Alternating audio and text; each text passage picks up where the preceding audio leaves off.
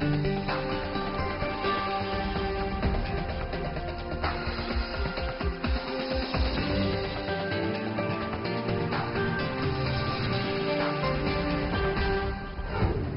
today's World Insight with Tian Wei, mixed messages coming out of the G7 summit in France. What's the bottom line for the club despite differences? And Brazil under pressure to douse the Amazon rainforest fire. What's the real score?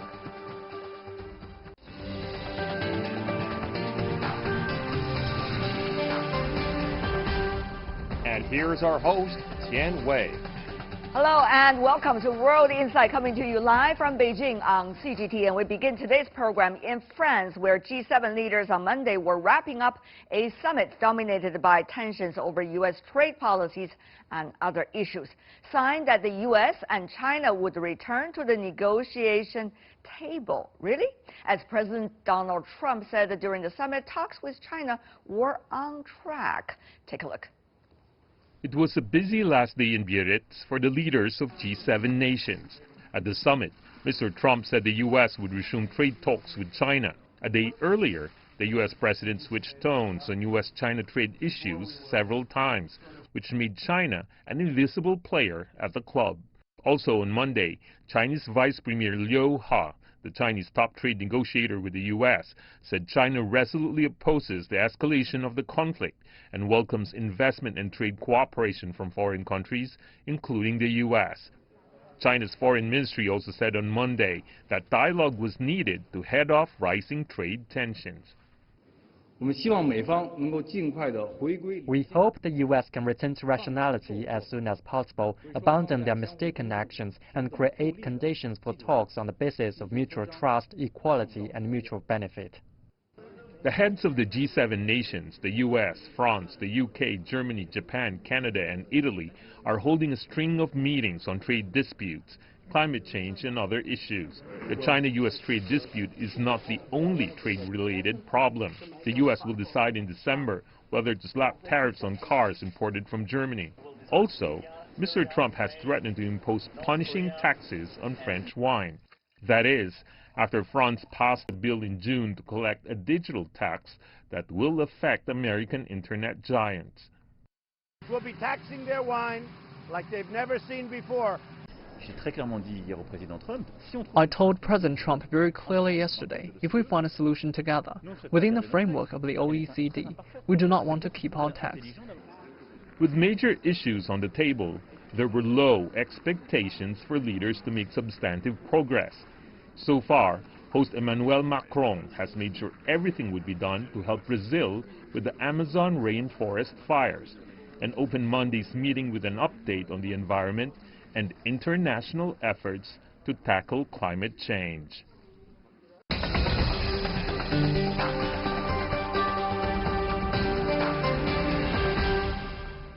Mixed signals, isn't it, coming out of the meeting rooms of the G7? What shall we make of them? Let's turn to our panelists. In Paris, we are joined by Joe Rouet, who is the chairman of the Bridge Tank. In Brussels, we are joined by Nicholas White, a senior director and head of the Global Solutions in APCO's Brussels office. Joining us in Washington, D.C., Paulo von Schirach, president of the Global Policy Institute. Last but not least, in Beijing, Liu Baocheng from the University of International Business and Economics. Gentlemen, welcome to the program. Let me go to you first. Mr. Rouet from France, much achieved? Good evening, Tian Wei. You know, much achieved. You don't achieve everything in just one summit, but one thing is new with this summit. Remember the old G7. We used to talk about financial, about obscure things that the people don't care about. This time we've talked about reforestation of the Amazonian forest. We've talked about peace in Iran. We've talked about trying to level grounds, and we've talked about having solutions among partners who want to go ahead, even if not the 7 of them want to go ahead. So I think much was achieved, yes. Well, much was achieved. That's quite an optimistic view. About the meeting, there's always an invisible story, that is the China-U.S. trade shall I say, conflict, if not war. Obviously, the other 6 parties, they have different views about the trade policy compared to Washington. Therefore, let me go to you, Mr. von Schirach. What do you make of the mixed signals, in fact, coming from the Trump administration about exactly what's going on with China when it comes to trade discussion, debate, trade conflict? Well, look, I'm afraid we've been there before, right? This has been a roller coaster of, sometimes good news, bad news, breakthroughs, possibilities of agreement, then dashed. And of course, just before going to Biarritz, the President of the United States lashed again against China and intimated to American companies to get out of China, which is kind of bizarre as an order. Well, Mr. von Schirach, probably even more updated than you just have said, is confusing messages coming from Washington and also from the G7 summit between the President and the White House spokesperson and also the Finance Secretary about exactly whether there has been some close contact between China and the United States, at what level, whether the President had a second thought, and what the second thought is about when it comes to trade negotiations with China. Well, the second thought sentence was interpreted and reinterpreted thereafter, saying, well, the second thought that I should have been really harder on China. That's now the line coming from the White House spokesperson in Biarritz. And now we hear from the President, I don't believe China has confirmed this, there have been talks and conversations whereby the negotiations will get started again. Now, on what basis and with what objectives is not clear. Certainly, markets like the idea, and markets are higher, at least earlier today in the United States, because the prospect of talks is better than no talks. Yeah. And if there's a possibility of going beyond this hurdle, of course, everybody likes it. But again, as I said, let's not raise our expectations too much. Not at all. In fact, we just want to get the messages clear. What exactly is it? Of course, there's a lot of tactics in negotiation. Therefore, you want to say everything vague and in different interpretations so that the opponent or the rival feel confused and therefore not to know what strategy to use in return. But it is more than just the confusing tactics. For example, the lead of the U.S. negotiation team, Secretary Mnuchin, suggested that there have been communications going on between the two sides. Now, the two sides never denied that from happening, but at what level is extremely important. And also whether the level of discussions is really leading to any kinds of negotiation is the key here, not just the contact with one another. Now, the President said it's at the highest level, quote unquote, and then later he wouldn't comment further about that. Mr. Mnuchin just said, let's just leave it as what it is, which is communication going on. So, Mr. von Schirach, you are not in the room when the negotiation or whatever is happening, but how should we read from your experience in Washington all these words? Well, look, here's the thing. There are now serious concerns in the United States coming from different quarters. There are kind of mixed signals from the U.S. economy that the country may have peaked in terms of economic growth and may be headed towards a recession. Of course, these are all possibilities and hypotheticals. Certainly, many economists and many business leaders around the United States argue that continuing or perhaps even deepening this big trade spat with China and other countries, as your reporting earlier indicated, is bad for the United States economy. Let's not forget the country is going to elections next year.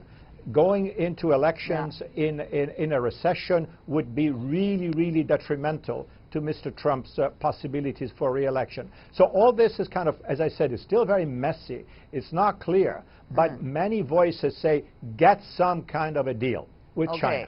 It may be not a perfect deal, not an ideal deal, but get something. And this is coming, these are voices. Again, to what extent Mr. Trump listens to anybody, it's anybody's guess. Whether it's his close advisors or others, we don't know. I see. Mr. White, let me go to you. It's not just the U.S. and China, but also, the other 6 members of the G7. Obviously, they all have trade issues with the United States right now. Now, what kind of message do you think the U.S. president has been receiving from his other 6 counterparts at the G7 summit regarding trade and regarding even trade on the issues with China?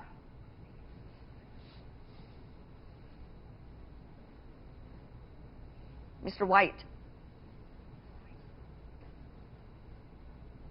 Now we have a problem going there with Brussels. Let me come back to Professor Liu here in Beijing. The same question to you, Professor, I'm afraid, is what kind of message is China interpreting at this point? Of course, you're not among the negotiation team, but from your perspective, what does this G7 mean when it comes to China's understanding of the other 6 members of the G7, and also the world's understanding about whether the U.S. is standing alone or not right now?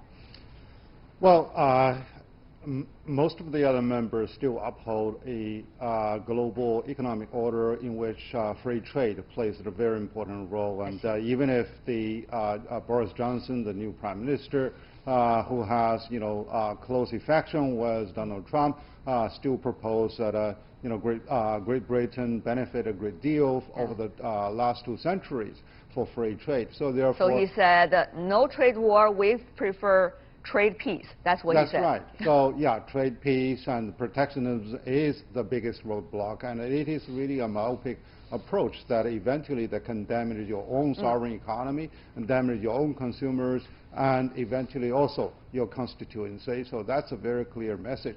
So therefore, we need to play by the rule, and there needs to be a reform, but the reform must be constructive and engaging instead of pulling the world apart. Today we hear from Liu He, who is the Vice Premier and also heading the negotiation of the Chinese team with the United States right now, talking about China welcome all kinds of investors coming from all over the world. What kind of message at this moment do you think he means when saying that?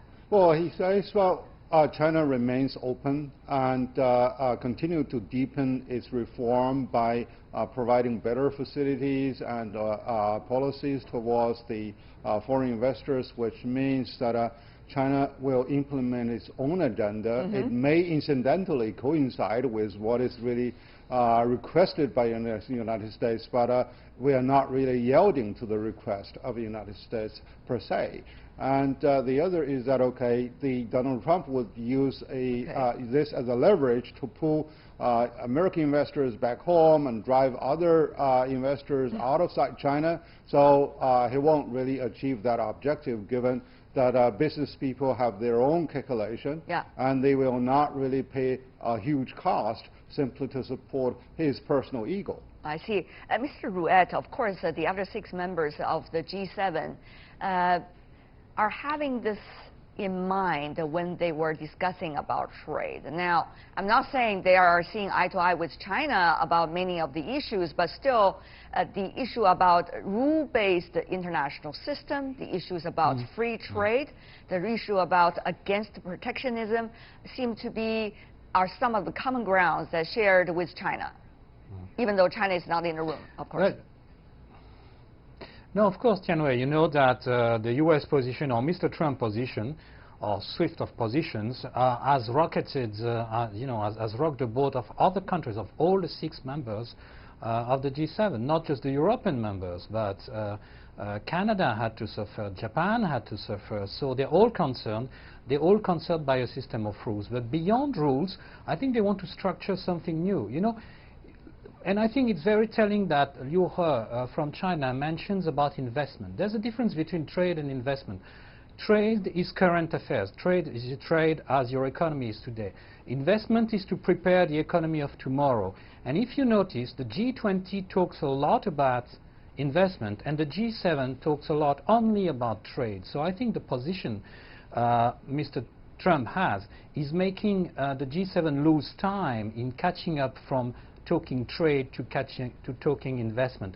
And the 6 other members are convinced with that. So the 6 other members, I want to reinforce what you said, want to talk trade, want a system of rules, so that they can concentrate on what's the future, which is investment. I see. The way it happens in fast developing economies, you know. Mr. White, I hope you can hear me now this time. Can you? I do. That's I wonderful. hear you very well. Well, that's wonderful, sir. Let me ask you also about that. The other 6 members sitting in the room when the trade-related topics were being raised, how much do you think they have a common ground among themselves? How much do you think they will be able to give certain kind of signals to U.S. President Donald Trump and his team about where the rest of the world stands? That's the really good question. And I think the answer is that since President Trump came to power and adopted his very inflammatory, escalating rhetoric about trade with the rest of the world, I think the effect has in fact been to draw the other 6 members of the G7 closer together than they previously were. So we're seeing increasing trade ties between the EU and Canada, the EU and Japan. So that's the effect that it's had. I think also we must be very careful not to overanalyze what President Trump says. We must always remember that his key audience is his domestic audience. His eyes are on the election in November of next year when he hopes to get re-elected. And for that he needs to maintain control of the media narrative. And in a sense it almost doesn't matter what he actually says, provided that he is being reported as saying it. And what struck me as most interesting about the weekend was that there was indeed confusion about the US-China relationship, but there were elements of de-escalation in that, which is unusual from the United States and from this administration. And likewise on Iran, we saw elements of de-escalation. So there seems to me, if you're asking what message was sent, obviously we weren't in the room, we can't know that. But if you're looking for the effects of a message that may have been sent, it may have been to get things to calm down a little bit. Mr. White, just to be fair, I want to follow up with another question with you for your timeshare as well of this discussion. That is, despite of the fact that you talk about the de-escalation, how much do you think Washington can still be in similar footsteps with the other 6 members of the G7, which is an organization of developed economies? In other words, how can they still be able to work together, or that is permanently going to be a question mark for the near and midterm? The G7 is quite a weakly institutionalized gathering, isn't it? Unlike, for instance, the United Nations, the European Union, the OSCE, or even APEC. You know, there isn't a permanent secretariat, it's a rotating chairmanship.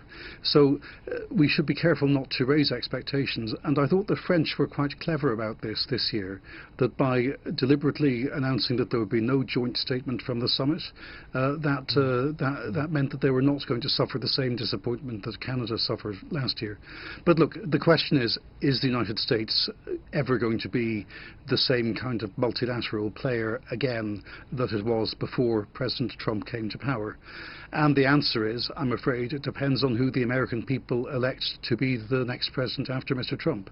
Certainly we're seeing the multilateralist tradition that had been a guiding principle of all US administrations since the 1930s. That has been torn up by Mr. Trump. He has decided to go in a different direction. Right. Whether his successor goes that direction or not is something that remains to be seen. Mr. Chirac, of course we are not saying miracles, but do you think there's any slight chance that the current administration, just 1 year before the election, will be able to walk back or backpedal some of the earlier harsh statements and attitudes it has about trade and win the hearts of its allies so that the picture could also change dramatically? Is there any chance, Mr. Chirac?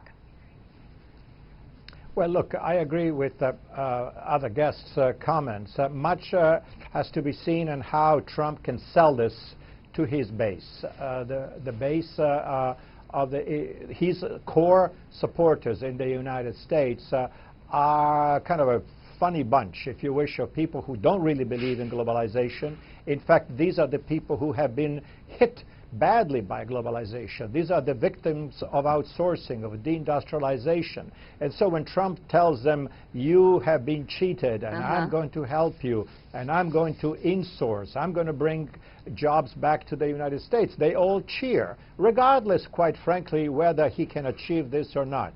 He is rewarded politically for his intention. So, to your question, it all depends how he can sell this. In other words, is there a possibility of toning all this down, whether it's, of course, the big issue, which is U.S.-China, but also the other not insignificant issues of EU,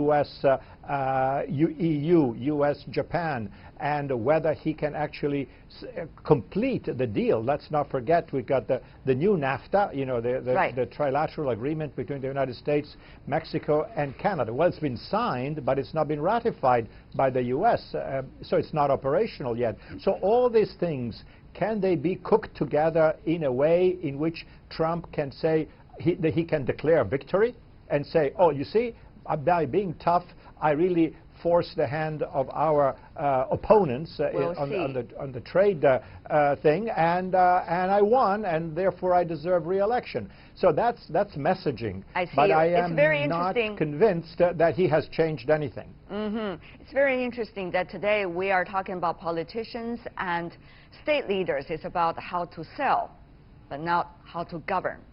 Very interesting, gentlemen, our discussion. We're going to continue our discussion right after this break about the G7 summit. Welcome back. You're still watching World Insight. Let's continue our discussion on the divisions rather than agreements reached among the G7 members. We still have Liu Baocheng in our Beijing studio, Joe Ruet in Paris, Nicholas White in Brussels, and Paulo von Schirach in D.C. Gentlemen, it is not just the trade, but number of other issues about climate change, for example, whether one president is in the room or not, or have to have discussion with other leaders who are already at the meeting. It's already quite a joke going on right now. But the issue is, can G7 still work on climate change? Can the G7 be able to work on other issues at all? Mr. Ruet, since you are the optimistic one, let me go to you first. Yeah, I'm the optimistic one, and my friend Nicolas just said the French have been clever, so that's too much. So maybe I should mitigate what I said. No, seriously, you know, the G7, the G... I say that all the time, Joel, you know that. Thank you. You know, the G7 is a club of people who think about macroeconomics. And climate change, they've seen in that an opportunity to relaunch an economy 2.0, to reinvest, to redevelop, to redesign the software of the economy and the hardware of the economy. And I think the 6 leaders believe in that. Now, interestingly, in America, you have many leaders, and you are right, Tianwei. Governing is also, you know, leaders should govern and not just sell. And I think you have a whole generation in the US which is ready to govern, and this generation has also understood that climate change, fighting climate change, is about redesigning the economy, about investing for future generations. And I think this G7, because we were not stuck about having a very nitty-gritty, discussed, detailed wording of a final conclusion which is torn away after that, because we allowed ourselves more freedom, more ideas got shuffled for this future, you know? I see. Well, Mr. Ruet, as I said, you're the optimistic one, and I have to bid you goodbye for now. I know you have other meetings to attend for now. Thank you so much for joining us. It's not just climate change issue, it's also about the role of Russia, Mr. White. Of course, that I should go to you about it, the U.S. and some of the other members, friends, for example, talk about Russia rejoining the G7, making it a G8 once again. Now, it's a controversial issue. It is, and I don't think, as we say in Europe, there was no consensus in the room on this question, which means that there was no agreement. It's clear that President Trump would, who has a good relationship, at least from his perspective, with Russia, that he would like to see Russia more closely involved with international governance than has been the case for the last few years. It's clear also that for a lot of European countries, and for Canada, those who take a strong stance on issues like the situation in Ukraine and the the attack with poison on particular people in England last year. For them, it is too soon to think about treating Russia as an equal partner as had been the case before all this happened. I see. So, it's a discussion that is ongoing. It's a discussion that nonetheless has been continuing and developing, and I think it's fair to say that this meeting in Biarritz did not reach a conclusion on this issue. It's also fair to say that the dialogue is progressing. Interesting. And talking about progressing, another front is also progressing. The foreign minister of Iran was being invited to the room. Of course, that caused quite a stir. Mr. von Chirac, go to you about that. President Trump applauded that, and so is the host of France, of course. What about that consensus? Is it any possibility? Well, look, this is going to be very, very difficult. The United States has made it very clear that its objective is the economic strangulation of Iran. The sanctions have been applied harshly and systematically, and they are quite successful, contrary to what many critics believe. Iran is suffering really, really badly. Now the question is, how much suffering can the Ayatollahs impose on their people without paying a political price? That's anybody's guess. But the idea that somehow, miraculously, there is some kind of a new dialogue and a new opportunity and a thaw between Washington and Tehran is really wishful thinking. I see. Secretary Pompeo, just a long time ago, highlighted several points where America demands policy changes on the part of Iran. The Iranians have said this is nonsense, and we're not going to do any of that. I see. Both sides are pointing one another and saying there has to be change from the policy perspective from the other side. Of course, JCPOA collapsed after the U.S. withdrawal from the earlier agreement with Iran. Professor Liu, now, Professor, we know that the Iran foreign minister visited China not long ago, so we see a lot of interactions going on among the international community about that issue.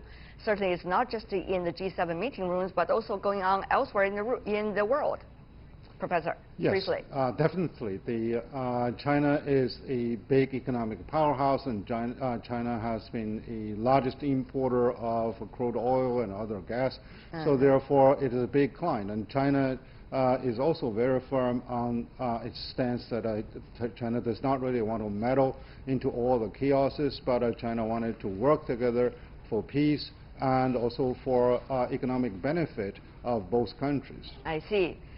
So when people say the G7 summit make people excited about the potential, it is also making people very confused as to what has been discussed and what has been achieved. But thank you so much, the three and four of you, for shedding some light for us so that we know better, at least for now. Thank you so much, Nicholas White, Paulo von Chirac, Liu Baocheng, and of course earlier Mr. Zhou Ruet from France as well. Really appreciate it. Thank you, gentlemen. You're watching World Insight with me, Tian Wei. Still to come on our live program.